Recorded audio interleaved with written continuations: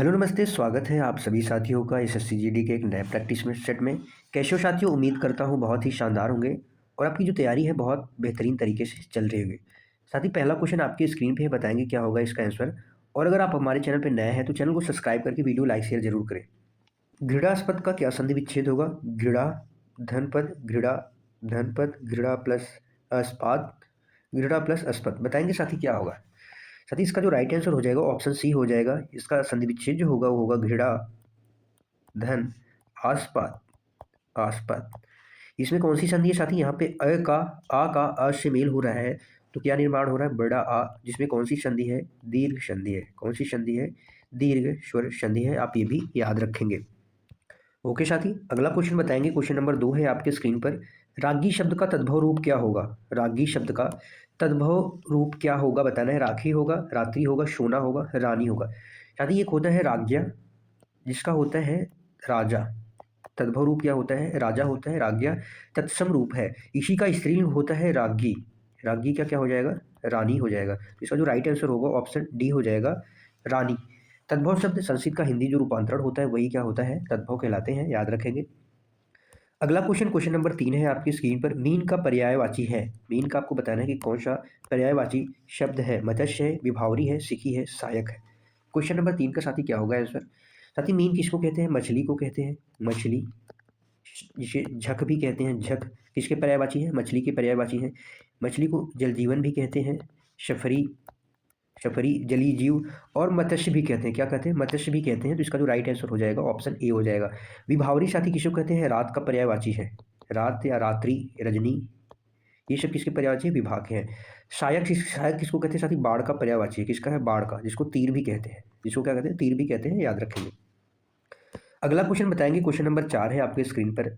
इनमें से कौन सा शब्द भाल का पर्यायवाची है? आपको बताना है कि इनमें से कौन सा शब्द भाल का पर्यायवाची है। भाल का पर्यायवाची नहीं है। आपको बताना है कौन सा नहीं है।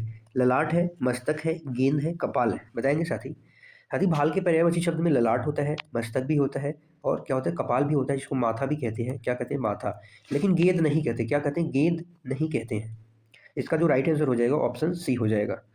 अगला क्वेश्चन, क्वेश्चन नंबर 5 बताएंगे। ज्योति का विलोम क्या होगा?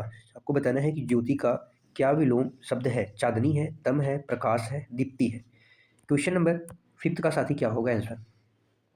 ज्योति साथी क्या है? प्रकाश है। ज्योति क्या है? प्रकाश है, प्रकाश है। तो इसका क्या हो जाएगा?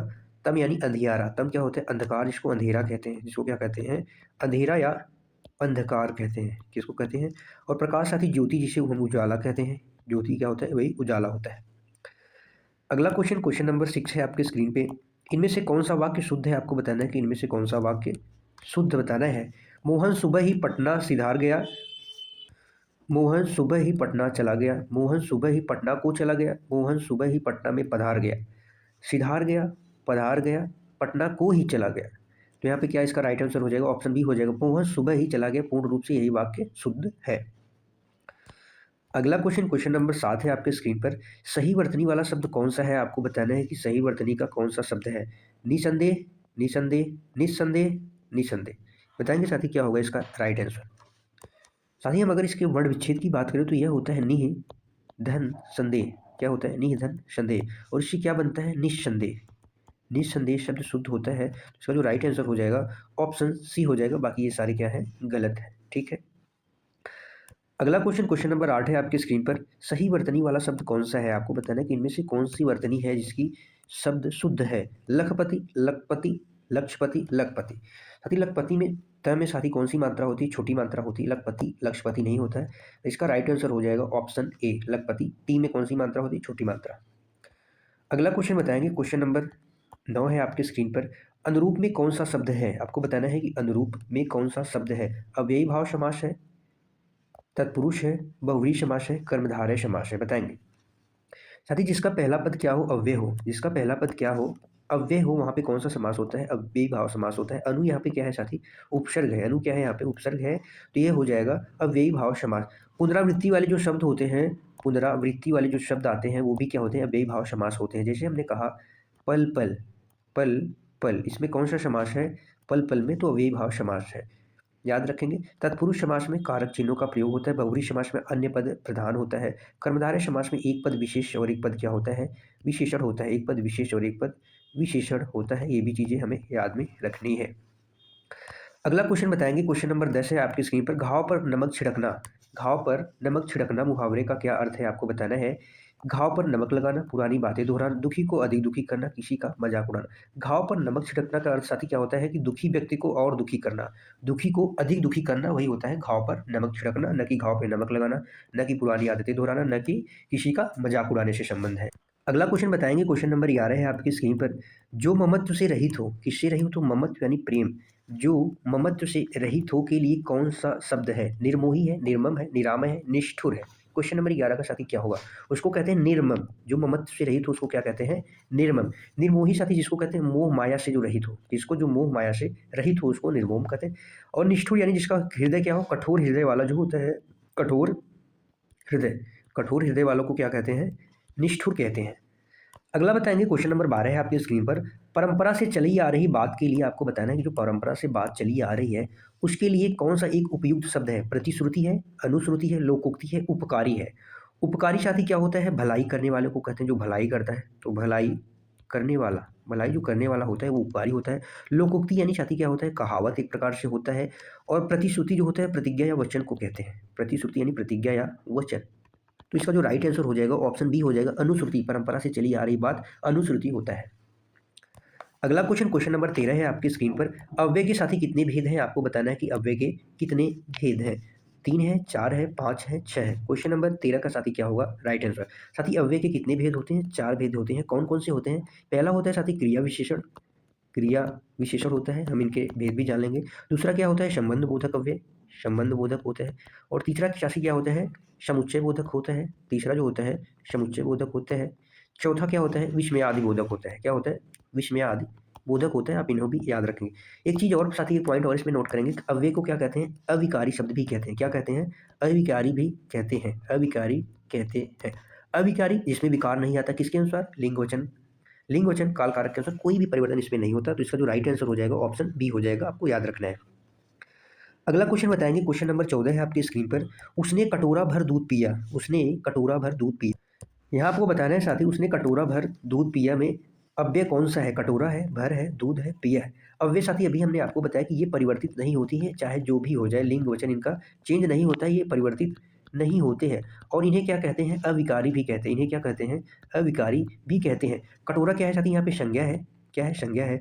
दूध क्या है, ये भी संज्ञा शब्द है। कैसे शब्द है, पिया, पीना यानी क्या है, क्रिया हो गया। पीना क्या है, क्रिया हो गया। यहाँ पे जो बी होगा ये क्या है, भर। भर कैसा शब्द है, ये होगा आपका अव्यय शब्द हो जाएगा। भर क्या हो जाएगा, अव्यय होगा, हो जाएगा, आपको याद रखना है। अगला क्वेश्चन बताएंगे, क्वेश्चन नंबर 15 है आपकी स्क्रीन पे। व्याकरण में काल का क्या अर्थ है, आपको बताना है कि व्याकरण में काल का क्या अर्थ है। मृत्यु है, पीड़ा है, समय है, अंत है। काल को साथी क्या कहते हैं, समय कहते हैं। काल को क्या कहते हैं, समय। और काल के कितने प्रकार हैं, 3 प्रकार है। पहला होता है वर्तमान काल, वर्तमान काल। तो साथी दूसरा है भूतकाल, वर्तमान काल, भूतकाल। और तीसरा क्या है, भविष्यत काल। आप ये भी याद रखेंगे, ठीक है। इसका राइट आंसर हो जाएगा ऑप्शन सी। अगला क्वेश्चन बताएंगे, क्वेश्चन नंबर 16 है आपकी स्क्रीन पर। काफी में कौन सा शब्द है, काफी। आपको बताना है काफी में कौन सा शब्द है। यहाँ पे पीने वाली कॉफी की साथ ही बात नहीं हो रही, कॉफी यानी मात्रा की बात हो रही है। तो यहाँ पे अनिश्चित संख्यावाचक, निश्चित संख्यावाचक, निश्चित परिमाण, अनिश्चित परिमाण। यहाँ पे मात्रा की बात हो रही है, मात्रा की, और काफी मात्रा की बात हो रही है। यानी संख्या निश्चित नहीं है कितनी मात्रा है, यानी इसकी मात्रा कितनी है, ये क्या है, अनिश्चित है। यहाँ पे क्या है, अनिश्चित है, तो यहाँ पे हो जाएगा अनिश्चित संख्यावाचक। अगर वहीं पे मात्रा निश्चित होती तो क्या होता, निश्चित परिमाणवाचक हो जाता। अगर संख्या की बात हो साथी, जैसे 2 4, 2 4 6 8, तो ये क्या होता है, निश्चित संख्यावाचक हो जाता है। वहीं पे हमने कहा कुछ लोग, कितने आए हैं, कुछ लोग, तो क्या होते हैं, वो अनिश्चित संख्यावाचक हो जाता। आपको ये भी चीज़ें याद रखनी है। अगला क्वेश्चन बताएंगे, क्वेश्चन नंबर 17 है आपकी स्क्रीन पे। कौन सा सर्वनाम का भेद नहीं है, आपको बताना है कि इनमें से कौन सा सर्वनाम का भेद नहीं है। निजवाचक है, गुणवाचक है, प्रश्नवाचक है, पुरुषवाचक है। सबसे पहले साथी जानेंगे सर्वनाम के भेद कितने होते हैं। तो सर्वनाम के कुल कितने भेद होते हैं, 6 भेद होते हैं। अगर इनसे आपसे शब्दों की संख्या पूछी जाए तो कितने होते हैं, 11 होते हैं। सर्वनाम का भेद की बात करें साथी, तो सबसे पहला होता है निजवाचक सर्वनाम। कौन सा होता है, निजवाचक सर्वनाम। दूसरा होता है साथी अनिश्चयवाचक सर्वनाम। दूसरा क्या होता है, अनिश्चयवाचक सर्वनाम। तीसरा साथी क्या होता है, निश्चयवाचक सर्वनाम, निश्चयवाचक सर्वनाम। चौथा जो होता है साथी, हम इसको कह सकते हैं संबंधवाचक। कौन सा, तीसरा हम क्या कह सकते हैं, संबंधवाचक सर्वनाम, संबंधवाचक। और जो पांचवा होता है साथी, हम इसको प्रश्नवाचक कह सकते हैं, प्रश्नवाचक। और जो छठा होता है साथी, छठा क्या हो जाएगा? पुरुषवाचक सर्वनाम। कौन-सा हो जाएगा? पुरुषवाचक सर्वनाम। हम इस सीक्वेंस में इसको रख सकते हैं। अगर इसके आंसर की बात करें तो इसका राइट आंसर हो जाएगा ऑप्शन बी गुण। गुणवाचक क्या है साथी? एक विशेषण है। क्या है? गुणवाचक क्या है? एक विशेषण है जो रूप, रंग, दशा, स्थिति के बारे में बताता है। अगला क्वेश्चन बताएँगे, क्वेश्चन नंबर 18 है आपकी स्क्रीन पे। निम्न में से कौन-सा शब्द पुल्लिंग है? आपको बताना है कि इनमें से कौन-सा शब्द पुल्लिंग है। फटाफट से आंसर देने का प्रयास करेंगे साथी। पुल्लिंग शब्द, आप शब्द लिंग आप कैसे निर्धारित कर सकते हैं? वाक्य में अच्छा, अच्छी, मेरा, मेरी, अच्छा या अच्छी, अच्छा, अच्छी, मेरा, मेरी लगा के आप वाक्य में साथी आराम से समझ सकते हैं। जैसे क्षेत्र, क्षमा, रीति, घटना, आप वाक्य प्रयोग कीजिए तो आपको बड़ी आसानी से समझ में आ जाएगी। जैसे हमने क्षमा, क्या हो? क्षमा माँगी जाती है, क्षमा माँगा जाता है। तो क्षमा क्या होती है साथी? माँगी जाती है, तो यानी ये स्त्रीलिंग हो गया। रीत क्या है? रीत कैसा शब्द है आपको बताना है? पुरानी रीत की नई रीत? पुरानी नई सब क्या है? स्त्रीलिंग शब्द है, तो ये भी क्या हो जाएगा? स्त्रीलिंग आ जाएगा। घटना हुई, घटना हुआ, तो घटना हम कहते हैं घटना हुई। अच्छा, अच्छी, मेरा, मेरी, हुई, हुआ, ये सब लगा के आप निकाल सकते हो। क्षेत्र, हमारा क्षेत्र कैसा है? क्षेत्र बड़ा है। बड़ा है कैसा? क्षेत्र क्या हो जाएगा? पुल्लिंग शब्द हो जाएगा। अगला क्वेश्चन, क्वेश्चन नंबर बताएँगे 19 है आपकी स्क्रीन पर। तुर्की शब्द नहीं है। आपको बताना है कि तुर्की शब्द कौन-सा नहीं है? डेरा है, बावर्ची है, दरोगा है, बेगम है। तुर्की शब्द में साथी जैसे कैंची हो गए, कैंची, कैंची के बाद चाकू, कैंची, चाकू, तोप किस भाषा का शब्द है? तुर्की भाषा का शब्द है। बहादुर हो गया, बहादुर भी किस भाषा का शब्द है? बंदूक हो गया, बंदूक हो गया। आदि शब्द किस भाषा के हैं? तुर्की भाषा के हैं। बावर्ची, दरोगा, बेगम ये भी किस भाषा के हैं? तुर्की भाषा के हैं। लेकिन साथी जो डेरा है ये तुर्की भाषा का शब्द नहीं है, तो इसका राइट आंसर हो जाएगा ऑप्शन ए। अगला क्वेश्चन बताएँगे, आज का आखिरी क्वेश्चन आपकी स्क्रीन पे है। भाषा की मूल इकाई क्या है? आपको बताना है कि भाषा की मूल इकाई साथी क्या है? सांकेत है, अक्षर है, वर्णमाला है, ध्वनि है। अगर साथी आपसे पूछी जाए कि भाषा भाषा की लघुत्तम सार्थक इकाई, लघुत्तम सार्थक इकाई, लघुत्तम सार्थक इकाई अगर आपसे पूछी जाए तो आप क्या बताएँगे? शब्द। भाषा की जो लघुत्तम सार्थक इकाई होती है वो क्या होती है? शब्द। वहीं पे अगर पूछा जाए आपसे भाषा की पूर्णतम इकाई पूछी जाए, पूर्णतम इकाई क्या होती है? तो जिससे हमें बात स्पष्ट चलता है वो क्या होता है? वाक्य होता है। वो क्या होता है? वाक्य होता है। आप ये 2 पॉइंट को याद रखेंगे। तीसरा पॉइंट क्या है? भाषा की मूल इकाई को साथी क्या कहते हैं? ध्वनि कहते हैं। भाषा की मूल इकाई क्या होती है? ध्वनि होती है। ये आपको याद रखना है, ठीक है? आज के लिए बस इतना ही साथी। बताएँगे आप सभी साथी कि आपका स्कोर क्या है? 20 में से अपना स्कोर ज़रूर बताएँ कि आपका 20 में से कितना स्कोर बन रहा है। क्लास को अंत तक देखने के लिए आप सभी साथियों का तहे दिल से धन्यवाद है। कल फिर मिलते हैं एक शानदार, जानदार प्रैक्टिस सेट के साथ। तब तक के लिए बाय बाय साथियों। Thank you so much. खुश रहिए, मस्त रहिए, अपनी तैयारी अच्छे तरीके से करते रहिए। जय हिंद साथियों।